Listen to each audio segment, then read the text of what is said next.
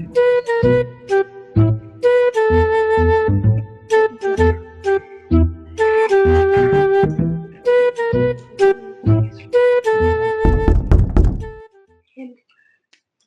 anabisha. Ingia. Mupo? Shemeji. You can wish. You can wish.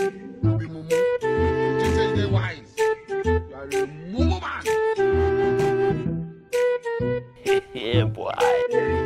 Asante bwana.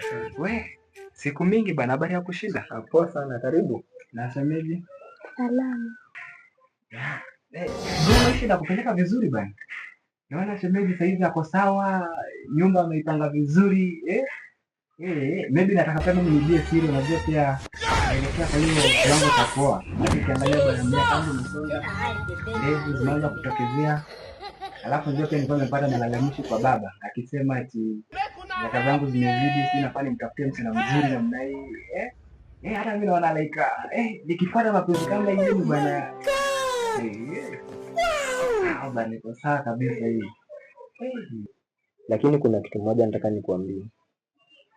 Ukitaka kujua tabia ya mwanamke, msichana huiga tabia ya mamake 70%.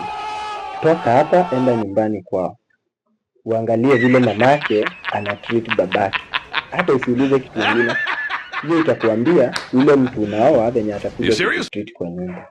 Hivyo tu anavyofanyia babake mamake. Hivyo ndo msichana yake atakuja kufanya kwa nyumba. Ukienda enda uangalie hivyo. Alafu sasa ujue mwenye unaoa ni nani. Bro, nashukuru sana kwa ushauri wangu umenipa sana. Na niko na hakika utanisaidia. Sasa kwa sababu naona pia muda umeyoyoma, labda tu nipe ile mzigo ambao mama alikuwa amekutoa niletee. Ndio kuna biashara nilikuwa nafanya na naona pia imebakia kama dakika 5 tu nilikuwa nishafika kweli. Acha niondoke.